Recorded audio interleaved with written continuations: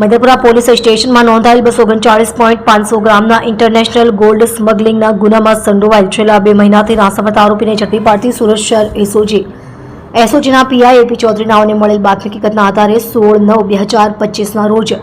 Surat railway station સામે રૂપા રેસ્ટોરન્ટની સામે જાહેર રોડ ઉપરથી આ કામે પકડાયેલ આરોપી ભાવિકભાઈ પ્રવીણભાઈ કાતરિયા નાઓને ઝડપી પાડી ટ્રોલી બેગની અંદર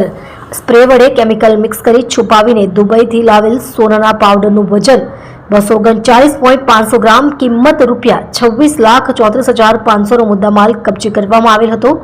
જે ગુનામાં દુબઈથી ગોલ્ડ લાવનાર નાસવત આરોપીને ઝડપી પાડવા એસઓજીને સૂચના આપવામાં આવેલ હતી। જે સૂચના અંતર્ગત એસઓજીની અલગ અલગ ટીમો આ નાસવત આરોપીને પકડવા કામે લાગેલ હતી। આ દરમિયાન એસઓજીના એએસઆઈ મોહમ્મદ મુનાફ ગુલામ રસૂલ તથા પોલીસ કોન્સ્ટેબલ કૌશલ કુમાર કનૈયાલાલ નાઓને મળેલ બાતમી હકીકતના આધારે સગરામપુરા તલાવડી પાસેથી આરોપી ઇકરામુલ હક ઉર્ફે અકરમ ઇસ્માઇલ પટેલ ઉંમર વર્ષ 29 ધંધો રિક્ષા ડ્રાઈવર રહે વડિયા ખડકી મછાસરા ગામ તાલુકો આમોદ ભરૂચ વાળાને ઝડપી પાડવામાં એસઓજીને સફળતા મળેલ છે।